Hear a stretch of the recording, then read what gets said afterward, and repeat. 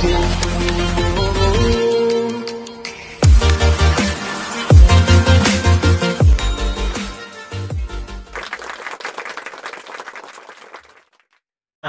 dan lagi, kembali lagi bersama kami di Beyond Education Podcast. Tetap siang, meskipun sudah siang seperti ini, kita harus tetap semangat ya. Dan seperti biasa kita selalu menemani di hari-hari Anda.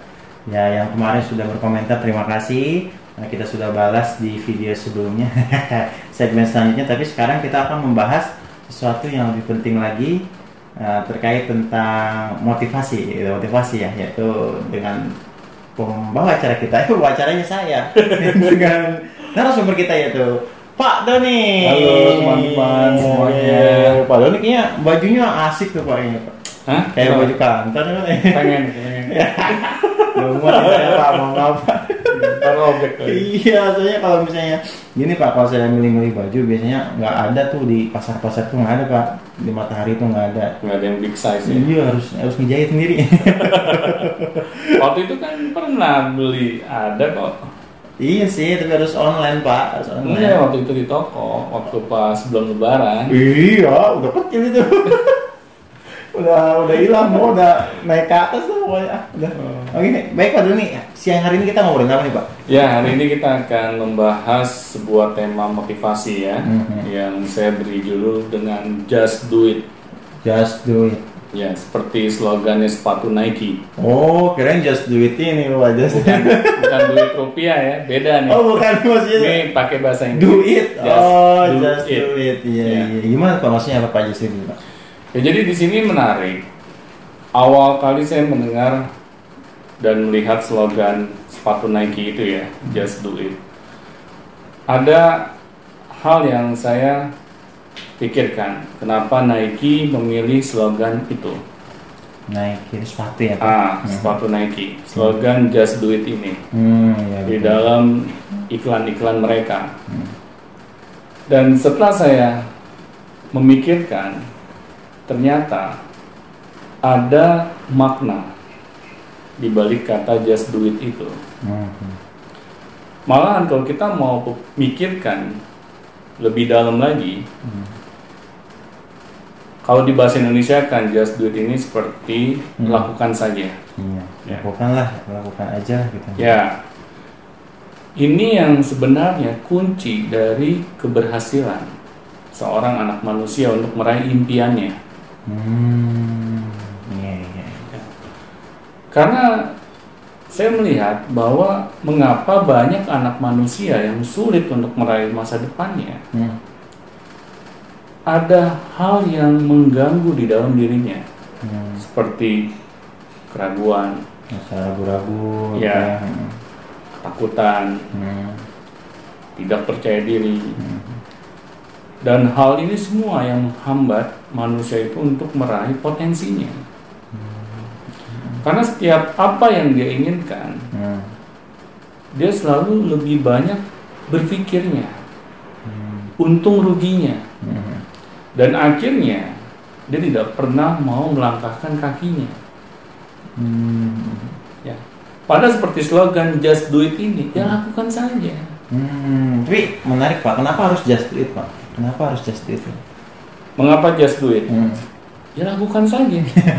Jadi setiap impian yang kita inginkan di dalam kehidupan kita, ya sudah, kita usahakan untuk meraihnya dengan keadaan apapun di hari ini.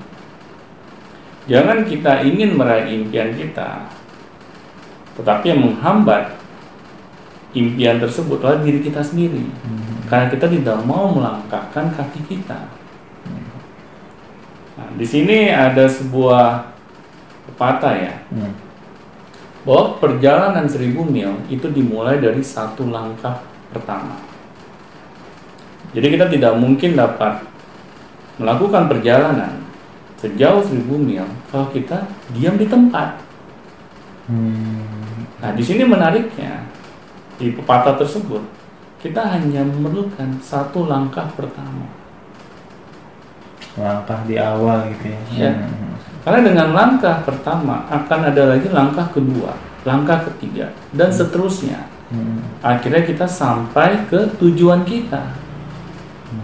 Nah, tetapi kalau kita hanya berdiam diri, pasrah, tidak mau berbuat, padahal kita tidak bisa menunggu kesempurnaan ya di dalam kehidupan kita, baru kita melangkah, ya sama aja.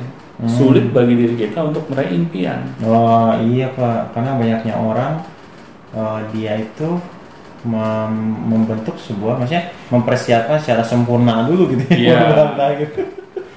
Benar. Iya benar-benar. Nah, bagaimana Pak? Maksudnya dalam kondisi just do it ini kan ada beberapa orang yang memang sudah mengalami ya Pak ya? Sudah mengalami karena sesuatu itu harus dipikirkan dulu gitu sebelum dilakukan. Nah itu apa yang sebenarnya yang harus kita lakukan di dalam ketika proses berpikir itu Pak? Iya benar. Memang seharusnya kita berpikir dahulu sebelum kita berbuat sesuatu atau melakukan sesuatu. Tetapi kalau kita terlalu berlebihan juga dalam berpikir, akhirnya kita tidak mau melangkahkan kaki kita. Karena kita terlalu banyak menimbang-nimbang. Oh, jadi jangan terlalu banyak intinya Pak ya? Benar. Kita menginginkan segala hal itu harus berjalan dengan sempurna. Misalnya, kita ingin meraih impian kita. Kita merasa, wah kayaknya nggak mungkin nih saya dapat meraih impian saya. Saya kan lahir dari keluarga yang miskin. Wah kayaknya nggak mungkin nih saya dapat meraih impian saya. Pendidikan saya aja kan rendah. Wah kayaknya nggak mungkin nih saya bisa meraih impian saya karena saya sendiri kurang pintar. Terus adanya alasan dan alasan yang akhirnya membuat kehidupan kita itu tidak kemana-mana. Oh, jadi di garis bawahi alasan ya Pak yang membuat kita itu tidak melakukan just do it itu Pak. Benar.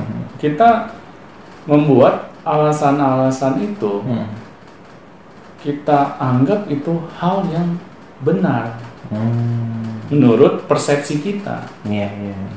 Padahal hal tersebut kalau kita ingin segala sesuatu itu harus berjalan maunya kita, kita tidak akan pernah melangkah. Karena banyak contoh orang-orang sukses di luar sana, ketika mereka sudah menetapkan satu tujuan, ya sudah lakukan saja apa yang ada saat ini. Itu sudah banyak contoh sukses yang terjadi. Misalnya, Agung pernah dengar namanya seorang Steve Jobs. Steve Jobs itu kalau nggak salah itu merek makanan apa? Wah, jangan ini orang baca buku nih. Ya ada pemain gorengan Steve Jobs yang memang suka bumi ada. Oh Steve Jobs yang ini Pak. Ya siapa Steve Jobs? Dia itu penemu Apple Pak. Founder penemu ya. Founder ya. Founder. Jadi seorang Steve Jobs saja ketika dia memimpikan memiliki sebuah perusahaan Apple yang kita kenal saat ini, ada Apple adalah sebuah perusahaan ini ya, teknologi yang luar biasa hebatnya, karena banyak orang di dunia ini sudah memakai produknya. Itu diawali dari garasi dan Steve Jobs melakukannya itu tidak menunggu dulu keadaan sempurna bagi dia. Dia memulai dari garasi rumahnya loh. Jadi dengan dimulai itu just do it itu apapun kondisinya mulai aja gitu ya Pak? Iya benar. Karena kalau Steve Jobs pada saat itu dia menunggu semuanya perfect gitu. Nyari dulu ruko. Iya, nyari dulu ruko, nabung dulu. Ya kapan dia mulainya? Benar. Karena sesuatu itu yang besar kita lihat saat ini itu dimulai dari hal yang kecil dulu. Karena nggak mungkin hal yang besar dapat kita capai kalau kita tidak memulai dari hal yang kecil. Punya langkah-langkah yang kecil gitu ya, langkah-langkah yang bisa kita lakukan gitu. Benar, langkah-langkah kalau misalnya di dunia ini ya motivasi itu kita melakukan langkah-langkah baby step, langkah-langkah baik. Jadi kita tidak usah melakukan langkah-langkah yang giant step gitu. Jadi seperti langkah-langkah raksasa. Padahal kalau kita ingin melakukan hal itu, belum tentu kita mampu. Kita harus menyesuaikan dulu dengan keadaan kita saat ini. dengan kemampuan kita saat ini. Karena yang namanya berproses ya, itu bisa sambil jalan. Kita tidak bisa melakukan sesuatu kalau kita kumpulkan dulu semua hal yang kita inginkan, baru kita melangkah. Itu suatu kemustahilan. Iya, yang ada malah kita melangkah baru keinginan kita satu-satu terkumpul gitu ya. Mungkin kita ngumpulin dulu baru melangkah satu-satu terkumpul. Benar. Gitu. Jadi di sinilah kuncinya. Kalau kita ingin meraih impian apapun juga nama impiannya, ya sudah, just do it saja. Lakukan saja.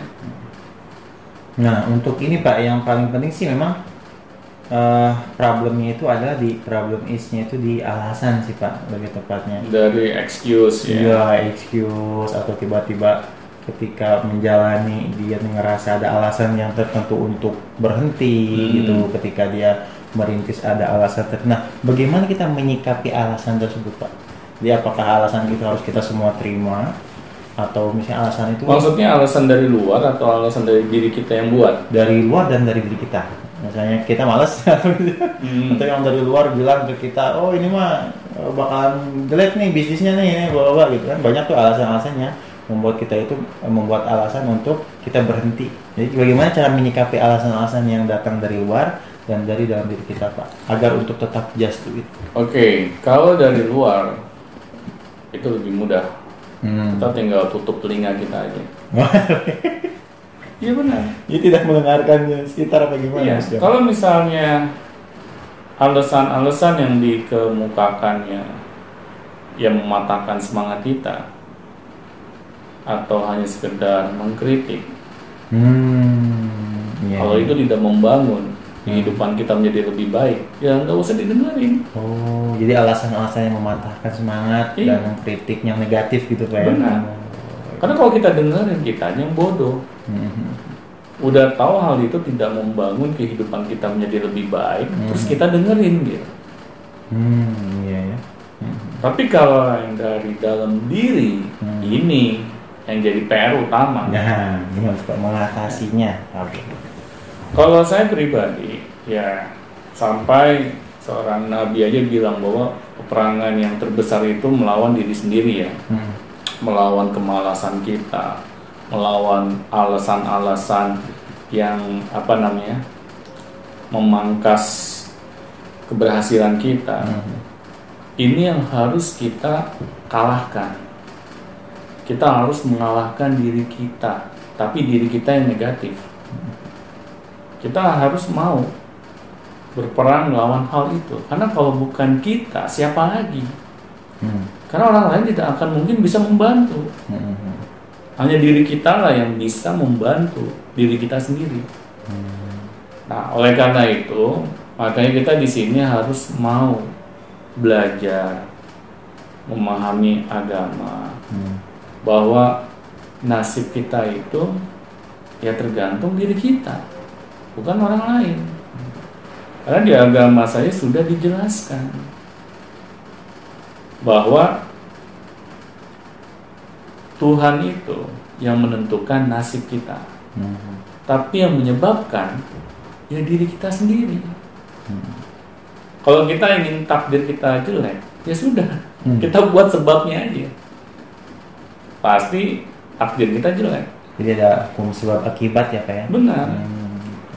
Nah, jadi di sini kan Tuhan memberikan keputusan itu ada di tangan kita. Maukah kita kehidupannya lebih baik? Ya itu tergantung keputusan kita. Ataupun sebaliknya. Nah, disinilah yang menjadi PR utama kita. Iya, jadi memang sih terkadang seseorang itu ketika melaksanakan just do it atau memulai sesuatu, kadang itu semangat di awal Pak. Iya. Semangat tuh, lama-lama lah. Nah bagaimana ini Pak? Jadi kondisi kenapa orang itu, atau apakah orang itu butuh motivasi atau orang itu membutuhkan apa gitu untuk tetap terus menjaga semangatnya itu Pak? Yang pertama sih kalau menurut saya, orang itu belum tahu tujuan kehidupannya yang sebenarnya. Yang dilangkahkan. Iya. Dia belum jelas cita-citanya. Kenapa dia ditugaskan hidup di dunia ini? Dan akhirnya manusia kalau tidak memiliki tujuan kemana dia melangkah, ya bagaimana dia dapat mengalahkan diri negatifnya? Nah, disinilah kunci agar kita dapat istiqomah. Kadang manusia untuk melakukan bangun pagi itu sulit kalau kita tidak memiliki tujuan. Mengapa kita harus bangun pagi? Oh iya, kalau misalnya kita besoknya mau jalan-jalan nih jam 5 subuh, udah bangun jam 3. Iya benar. Kan karena tujuan kita. Ada tujuan gitu. Iya benar. Tapi kalau kita tidak punya tujuan, akhirnya mau bangun pagi juga sulit. Iya betul.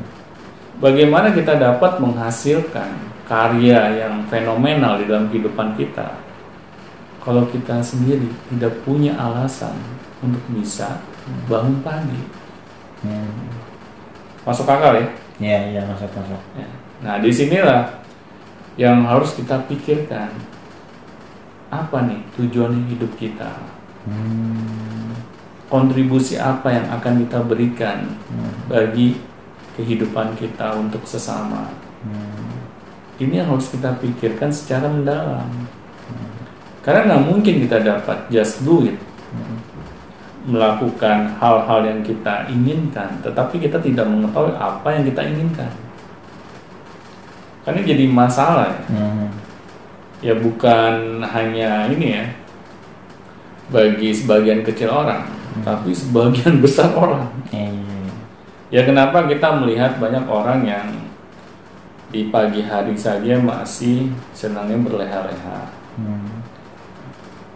Orang-orang sudah